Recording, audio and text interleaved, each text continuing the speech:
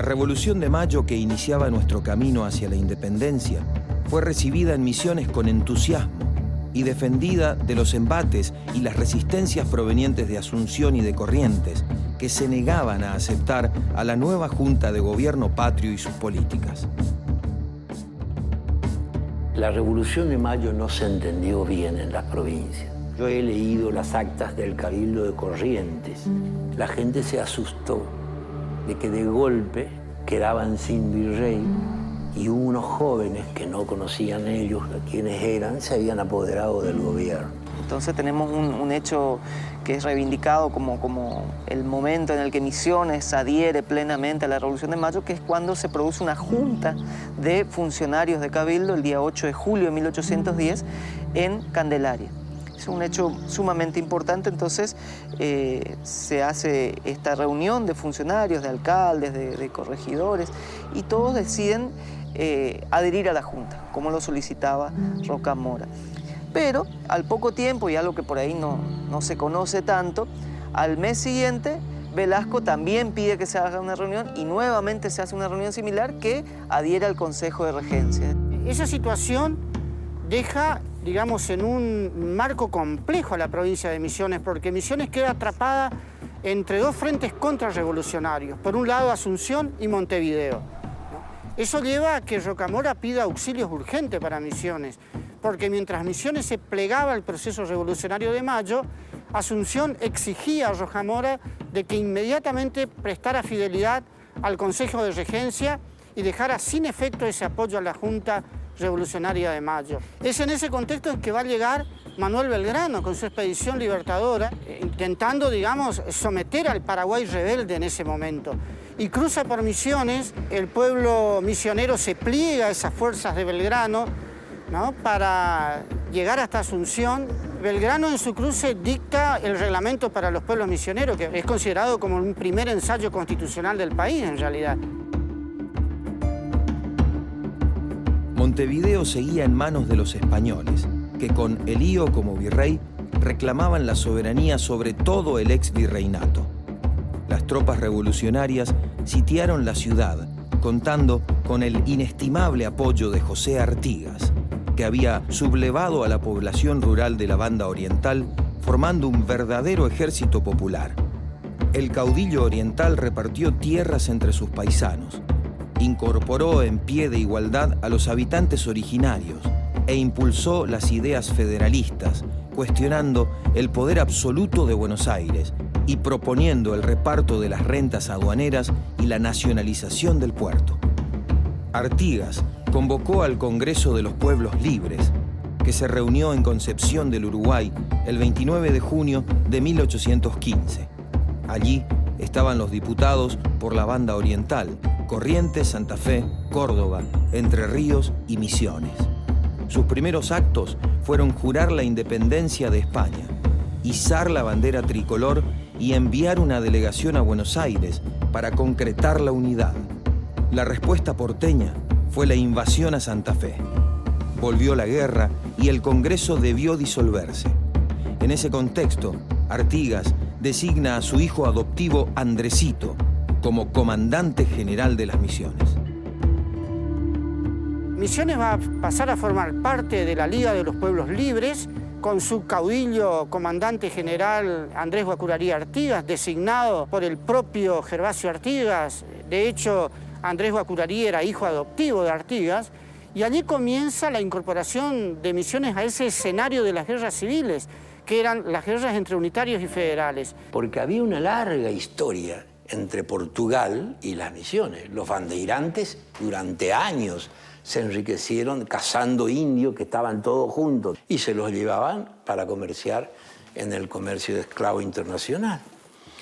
Entonces ahí se levantan todos los indios misioneros y se vienen a colocar frente a Artigas y a favor de Artigas, a disposición de Artigas. Es de pensar que entre ellos iba Andresito. Andresito en realidad es Andresito Guacurarí de Artigas. Él era un guaraní nacido en Santo Tomé, 1778. Así como muchos otros guaraníes, se suma a la causa de José Gervasio Artigas, la causa federal. Sirve como soldado y posteriormente oficial del cuerpo de blandengues. En él aprende a lo que es el empleo de las armas y de la caballería. Y Andresito, a partir de 1815, es designado comandante general de las misiones, en el cual tiene la responsabilidad de mantener el flanco oeste de defensa de lo que era la banda oriental. La responsabilidad de Andresito era tanto la recuperación de las misiones orientales, que eran todas las que estaban ocupadas en el territorio portugués, y las otras misiones que estaban al otro lado del río Uruguay en territorio argentino. El enemigo, evidentemente, es el portugués. Ahí es una lucha a muerte y una lucha que termina desgastando y termina destruyendo físicamente, pero también produce un efecto de dispersión de la población en Misiones. Tradicionalmente se lo ve a Andresito como el defensor de las fronteras de Misiones frente al enemigo externo, pero la figura de Andresito trasciende eso, es mucho más que eso. Tiene una importancia social, es la reivindicación de una provincia de indígenas. Y por eso, por ahí viene la cuestión de por qué Misiones adhirió tan firmemente a los ideales de Artigas. En realidad la Liga de los Pueblos Libres era el único modelo que contemplaba la existencia de una provincia de indios. O sea, Buenos Aires no contemplaba esta situación, Paraguay tampoco. Andresito vuelve a establecer la concepción jesuítica de las misiones en su gobierno como gobernador. Institucionalmente, todos los pueblos de las misiones vuelven a funcionar con sus cabildos. Artigas manda decir que se elijan los cabildantes, se democratiza la provincia, todo el mundo vota con una sola exigencia, que es ser hombre de bien. Hombre de bien se decía en aquel momento aquel que no tenía antecedentes penales. Es decir, yo diría que en el único lugar de América del Sur donde los indios fueron cabildantes, porque no se conoce ningún lugar donde haya ni negros ni indios cabildantes, fue en las misiones jesuíticas y en la experiencia de Andresito Artigas como gobernador. Artigas le encomendó a Andresito recuperar los pueblos misioneros ocupados por los paraguayos. Lo hace al mando de su ejército indio, de 500 combatientes armados como pueden, con lo que tienen, que no es mucho, y que compensan con su coraje y el conocimiento del terreno palmo a palmo. En poco tiempo recupera Candelaria, Santa Ana, San Ignacio, Loreto y Corpus. Por un lado, era guaraní, lo cual le daba un nivel de llegada entre la gente de Misiones mucho mayor que lo que había pasado hasta ese momento. Por más que hubo buenos gobernantes por ahí, unos más que otros, pero tenían una limitación, que es que no eran guaraníes, no manejaban en la mayoría de los casos ni siquiera el idioma, y eso era un impedimento. Y no solo en la cuestión de la comunicación, sino que conoce la forma de funcionamiento tradicional del poder entre los guaraníes, esa cuestión de reunirse, discutir, una cuestión... no era lo mismo hacerlo en español que hacerlo en guaraní.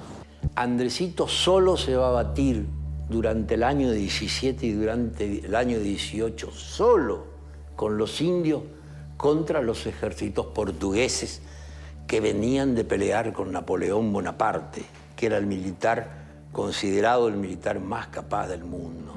Andresito emplea un sistema en el cual los guaraníes combaten a caballo, tanto la infantería como la caballería. Una pequeña nación con tropas irregulares se enfrenta a una potencia superior, utilizando para ellos muchas veces tácticas innovadoras, guerras de guerrilla, y buscando siempre evitar un contacto pleno, sino solamente buscar enfrentamientos pequeños para destruir lo que es el abastecimiento logístico y los puntos de conexión que tenía el enemigo. La bandera de Misiones se compone de 3 franjas horizontales, roja, blanca y azul, y fue oficializada por el decreto provincial el 12 de febrero de 1992. Su historia se remonta al 10 de enero de 1815, cuando, tras la victoria artiguista en Guayabos sobre las tropas centralistas porteñas, José Artigas ordenó agregarle a la bandera de Belgrano una banda diagonal color rojo punzó, como símbolo de adhesión a la causa federal. Así nacía la bandera de los pueblos libres, que comenzó a usarse con las 3 franjas que luce la actual bandera misionera, cuyos colores fueron explicados por el mismo Artigas. El rojo, por la sangre derramada para sostener nuestra libertad e independencia. El azul, de nuestra decisión por la República. Y el blanco, de nuestra distinción y grandeza. El 2 de julio de 1817 se da la batalla de Apóstoles, donde Andresito vence al ejército portugués y lo corre hasta el río Uruguay, y los portugueses tardan 8 meses en rehacerse de ese desastre producido por los indios.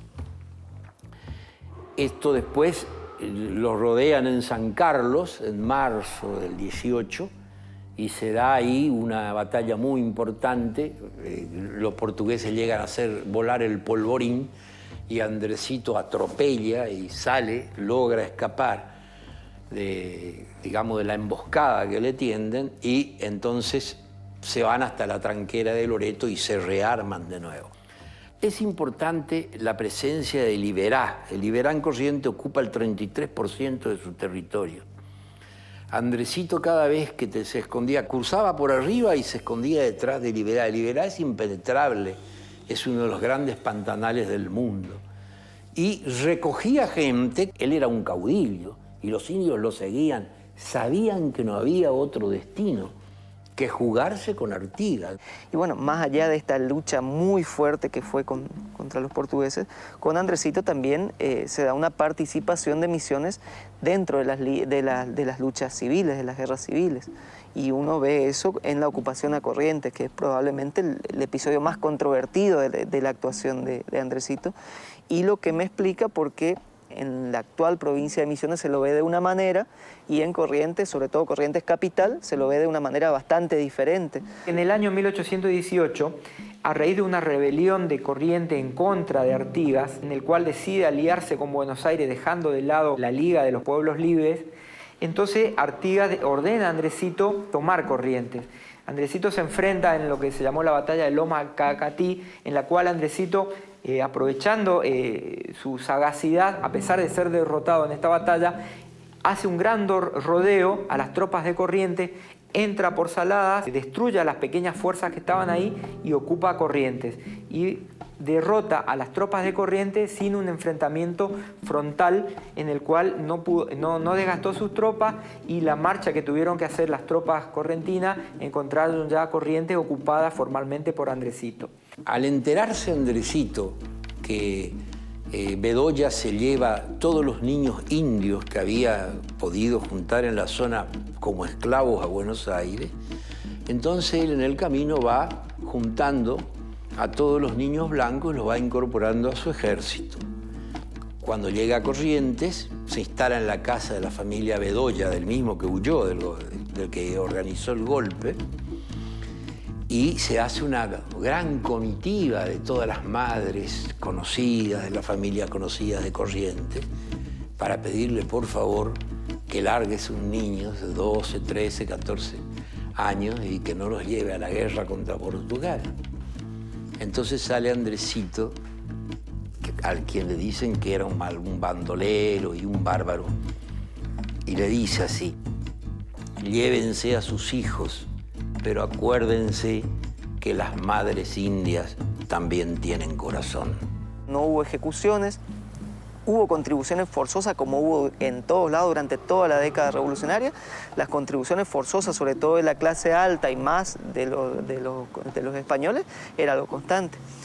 Pero por ahí esa ocupación pacífica, eso de entrar a Corrientes siguiendo toda la liturgia de la entrada del gobernador español de la época colonial, eso de entrar bajo palio, dar la vuelta a la plaza, ir a la iglesia después, eso también era humillante. Que un indígena se apropiara de toda esa liturgia era humillante para la clase alta correntina. Y la presencia de Andresito iba más allá porque era una amenaza económica. O sea, el hecho de liberar a la servidumbre indígena en una ciudad que basaba su sistema económico en la servidumbre era también una amenaza para los intereses económicos. Ahí recibe la orden de que había que volver a invadir la zona de Brasil y Andresito se retira con su ejército, cruza San Borja, da la batalla de San Nicolás, gana la batalla de San Nicolás nuevamente contra el ejército portugués.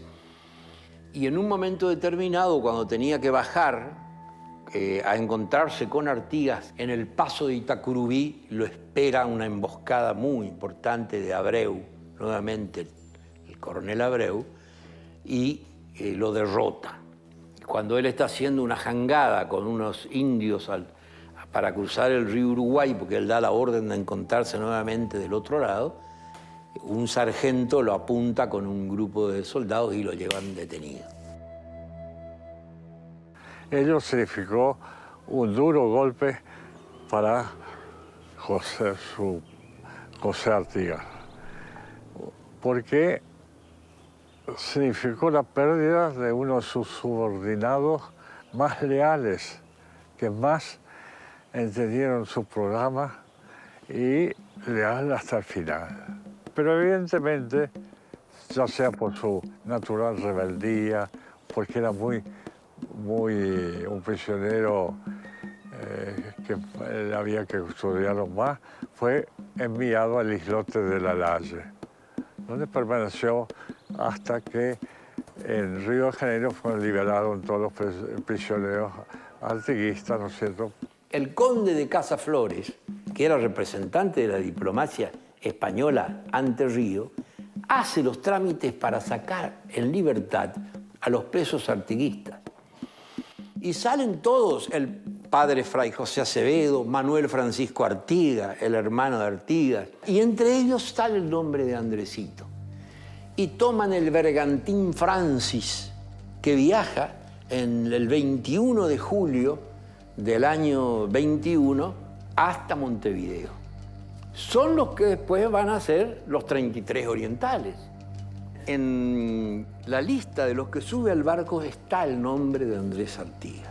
Pero resulta que después surge un documento donde hay un nuevo pedido de libertad de Andresito. Es decir, que parece que Andresito, al salir en libertad, peleó con unos marinos ingleses y lo volvieron a detener.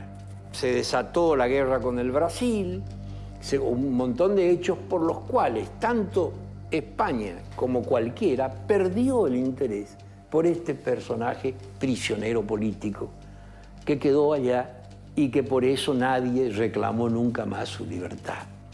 Y ahí es nombrado un nuevo comandante. Lo nombran a Pantaleón Sotelo, que gracias a pude establecer que era un ya peruano. Y aparte había sido su segundo. Artigas concentra todas sus tropas, trató de recuperar una vez más la banda oriental que está invadida por los portugueses.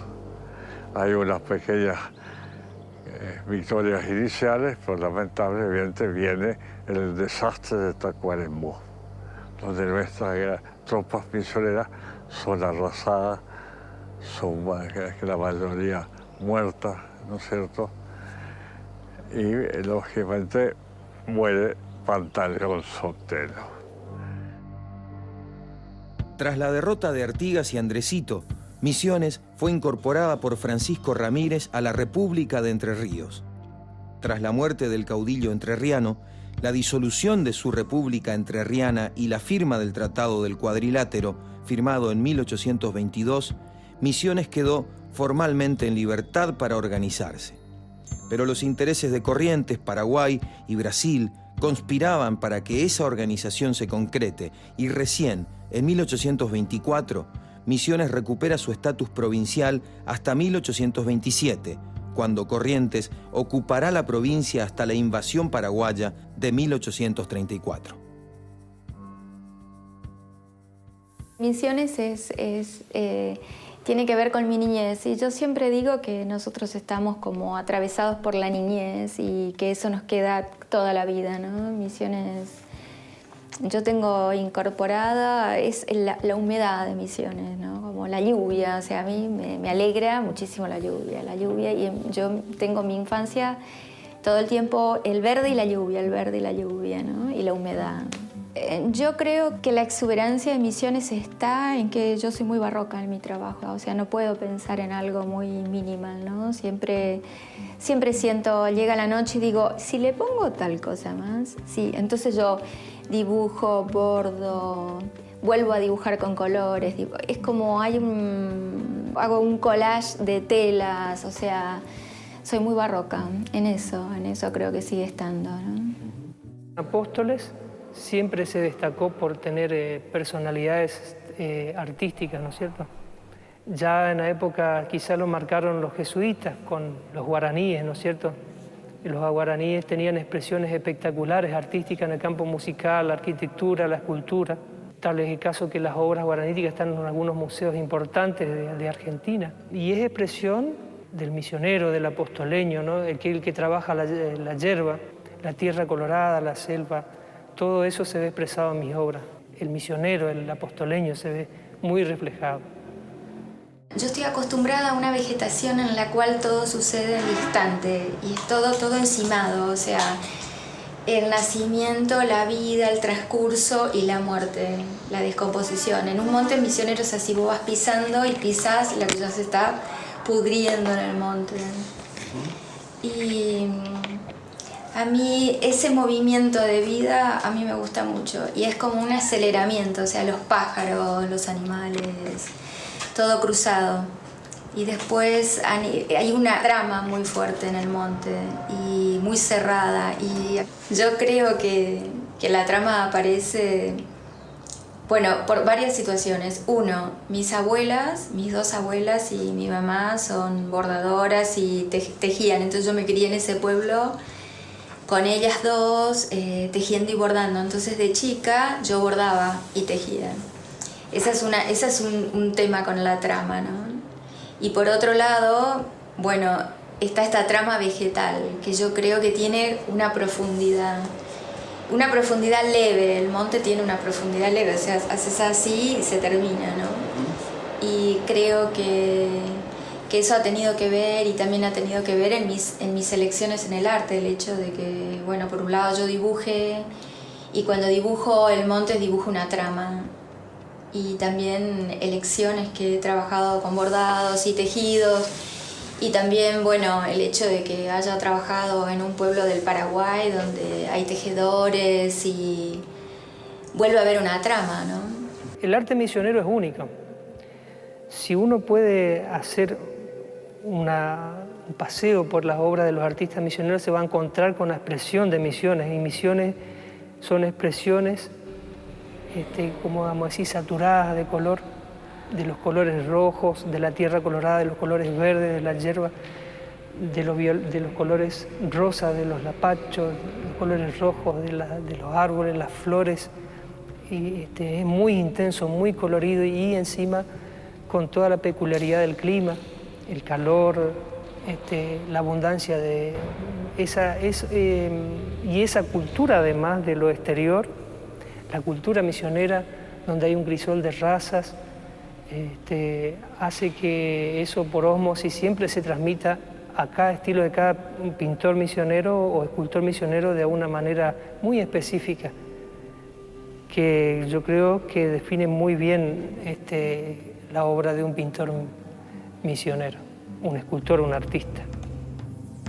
La guerra que enfrentó a la Argentina, Brasil y Uruguay contra Paraguay entre 1865 y 1870 respondió más a la intención de acabar con un modelo autónomo de desarrollo como el paraguayo, que podía devenir en un mal ejemplo para el resto de América Latina, que a los objetivos de unificación nacional y defensa del territorio proclamados por sus promotores. Fue la primera guerra del Estado Nacional unificado, y en ella se estrenó el ejército que había hecho sus primeras armas apuntando contra los propios argentinos que habían osado oponerse al modelo del puerto.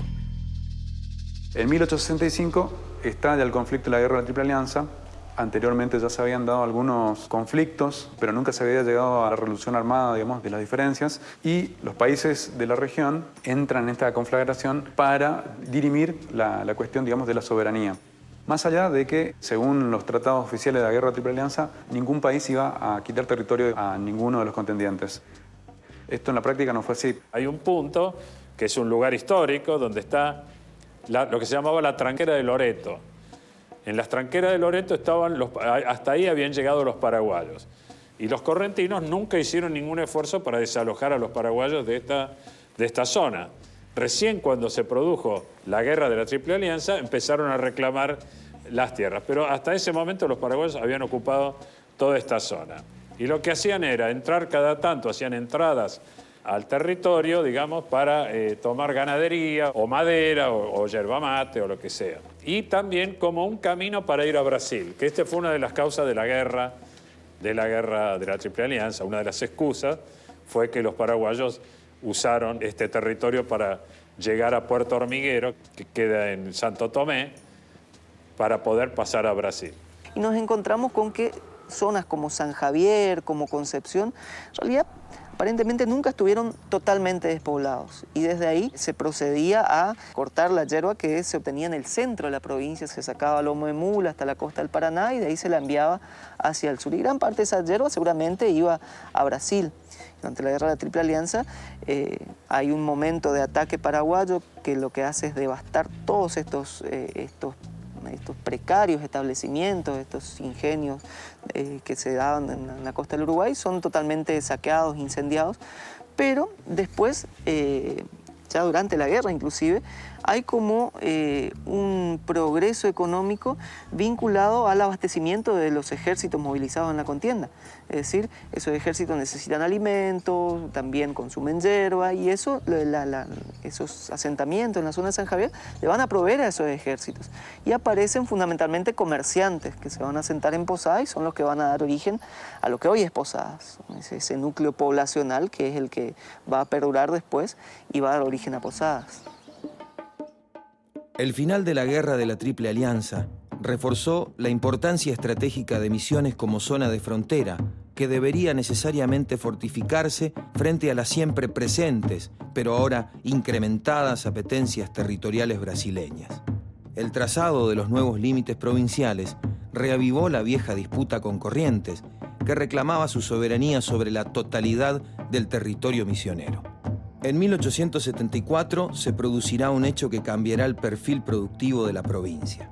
Un grupo de buscadores de yerbatales, conocidos en la zona como descubierteros, toman contacto en la región de San Pedro con Bonifacio Maidana, un cautivo devenido en cacique, y firma el llamado Pacto de la Selva, por el cual, a cambio de la provisión de ropas y alimentos, se les franquea el paso para establecerse y explotar comercialmente la yerba mate.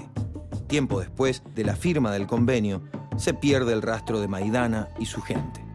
El Pacto de la Selva consistió en convencer a los aborígenes para que dejaran pasar a las comitivas yerbateras. Pero quizás Maidana en ese momento no sabía, no era consciente que estaba entregando a todo su grupo a una especie de esclavitud, no de proletarización, porque lo que no había era salario, digamos, y para que haya proletarios tiene que haber salario, sino a una semi-esclavitud que empieza en esa gesta que ha hecho famoso a Misiones y a toda la región como una región de gran explotación del trabajo humano. El Alto Paraná tenía yerbales naturales inmensos, digamos, aunque por descubrir, y las comitivas partían con la idea de descubrir. Cuando se descubría un yerbal, generalmente se daba cuenta, digamos, al gobierno de la provincia de Corrientes y este autorizaba nuevas explotaciones. Estos árboles llegaban a 18 metros, 20 metros y en la zona de campo, digamos, esos yerbales tenían una dimensión de 4 o 5 metros.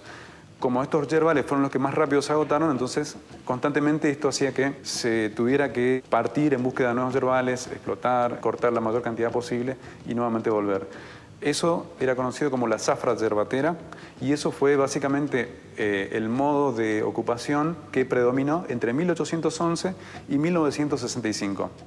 Por un lado tenemos este frente extractivo que irrumpe en la provincia y que va penetrando y ocupando algunas zonas, aunque sea en forma transitoria, pero que va dejando sus huellas en los puertos rudimentarios, en algunos servicios que empiezan a aparecer y sobre todo en el surgimiento de la ciudad de Posadas como un centro neurálgico que se convirtió para toda la región en un centro de servicios donde se va a sentar el primer poder político y el primer poder de la estructura social provincial.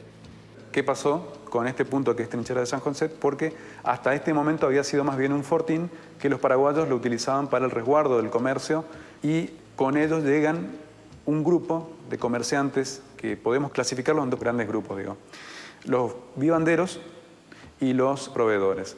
¿Quiénes eran estos vivanderos? Los vivanderos eran grupos de comerciantes que llegaban a cuenta propia, digamos, para proveer a las tropas de un montón de mercaderías consideradas aleatorias a las tropas, ¿sí? Pero no esenciales. En 1877, un año después de la sanción de la Ley Avellaneda, el Estado Nacional presiona a la provincia de Corrientes para que lleve adelante la fundación de colonias agrícolas en las Altas Misiones. Esa colonización agrícola se hizo con lo que en ese momento existía de población en ese momento, que eran un cierto número, digamos, de pobladores criollos, pero una gran cantidad de colonizadores de origen europeo, digamos, o lo que se conoció como la inmigración espontánea, que habían llegado del sur de Brasil, del frente de colonización alemana que se venía dando en Río Grande do Sul, y que se adentraron en territorio, al interior, digamos, y cruzaron hasta llegar al territorio de lo que hoy es Misiones. De 1870 a 1897 es una migración espontánea totalmente, tanto a Posadas como los que vienen de Brasil, como los que vienen de Paraguay después de la guerra, totalmente, los que vienen de Corrientes, totalmente espontánea, por propia decisión, ¿no es cierto? Pero ese periodo fue muy sustancioso porque sirvió para que la colonización en Misiones se difundiera en Brasil, donde consideraban que este era el país de la leche, que era la tierra prometida, que los inmigrantes eran apoyados por el Estado, mientras que en Brasil estaban sufriendo toda clase de penurias. Para fines de la década de 1870, el Estado Nacional, en manos de la burguesía terrateniente, lanzó una agresiva política de ocupación de lo que llamaba espacios vacíos o desiertos, para incorporarlos a su modelo económico y social. Proyectaba para Misiones un perfil productivo basado en el trabajo semi-esclavo de su gente y de poblaciones recientemente sometidas, como las del sur argentino, para llevar adelante la explotación de sus recursos naturales, particularmente la yerba mate y la madera. Esta estrategia del Estado Nacional, coincidente con los intereses particulares asentados o por asentarse en la región, serán un firme impulso para lograr la ley que convierta a Misiones en un territorio nacional.